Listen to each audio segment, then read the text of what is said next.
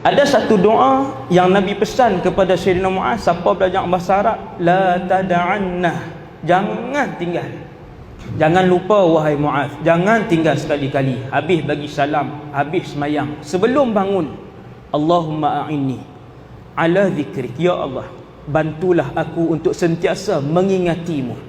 Ya Allah bantulah aku untuk sentiasa mengingati kamu. Tuan-tuan, para rasul dan anbiya mengingati Allah 24 jam. Qiyaman wa qu'udan, istiqadhan wa nauman.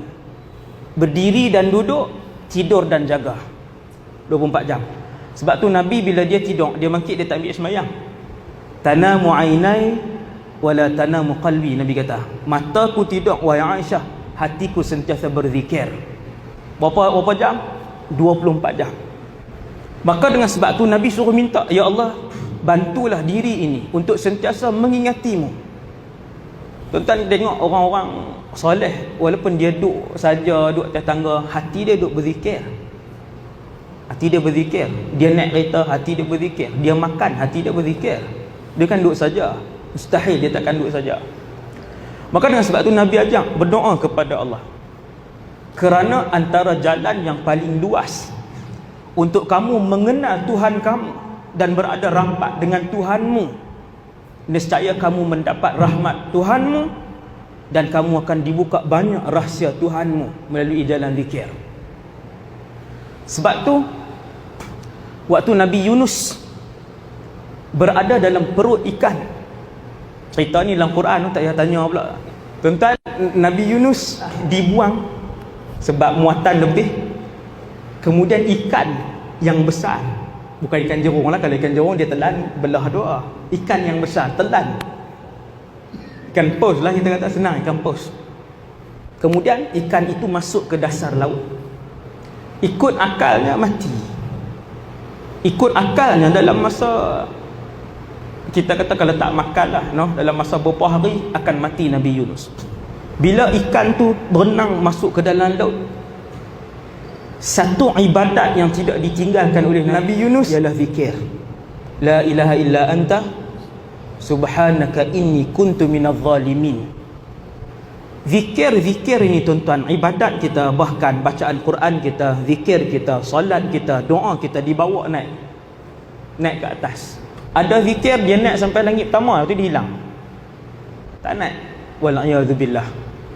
Sebab tu Nabi selalu ajak, ya Allah terimalah amal ibadat kami. Jadi zikir para Nabi naik ke atas melalui langit 1, 2, 3, 4, 5, 6, 7 dan dikenali oleh seluruh penduduk langit. Sebab itu ramai orang jasadnya berjalan di atas muka bumi, tetapi namanya disebut oleh seluruh penduduk 7 petala langit. Semua kenal, semua dah kenal. Maka Nabi Yunus alaihissalam, satu orang yang masyhur di langit seperti Rasulullah. Bila zikir Nabi Yunus naik, malaikat kenal. Apabila Nabi Yunus berzikir la ilaha illa ant subhanaka inni kuntu minadh zalimin, tak berhenti Nabi Yunus zikir. Bila zikir itu menembusi langit satu tingkat ke satu tingkat, malaikat menyebut sautun ma'ruf fi makanin gharib.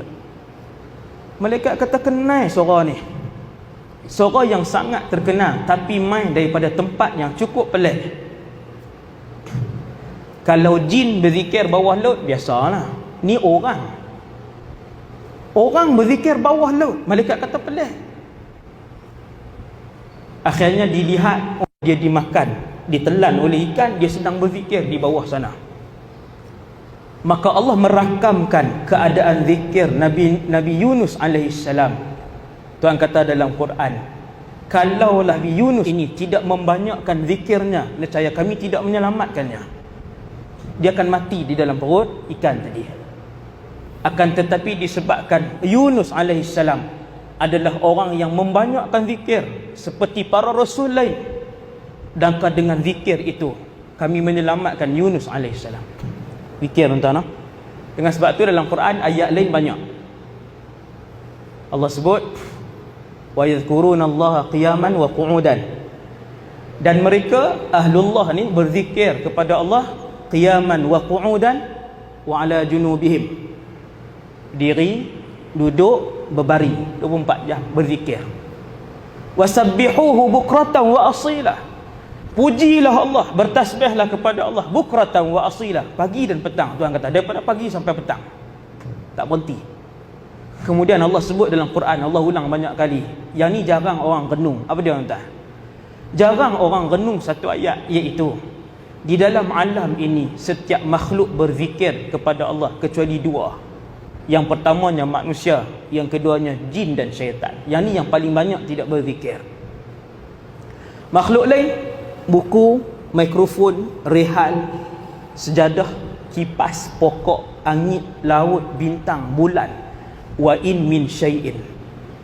Tuhan kata tak ada benda dalam alam ini. Allah buat contoh dalam Quran. Tuhan kata matahari, kamu tengok burung, kamu tengok bukit, kesemuanya berzikir. Walakin la tafqahuna tasbihahum, akan tetapi kalian tak faham cara zikir mereka. Tuan-tuan, alam ini berzikir kesemuanya. Dan bila sampai masa orang-orang yang menjadi pilihan Allah, dia akan mendengar bunyi zikir daripada beberapa makhluk ini. Nabi pegang dalam satu hadis sahih, disebutkan dalam kitab Tuhfatul Murid, Nabi pegang pasyak satu hari, Nabi genggam, Nabi pegang, Nabi tunjuk. Keliling Nabi ada sahabat kanan, Abu Bakar, Umar, Uthman, Ali, Abu Ubaidah bin Al-Jarrah. Ni semua ahli syura. Nabi pegang. Lalu pasir itu bertasbih di tangan Nabi. Subhanallah, subhanallah. Mukjizat Nabi dan karamah ke semua khulafa ar-rasyidin itu mendengar zikir itu. Karamah zaman tu tuan biasa. Zikir ni.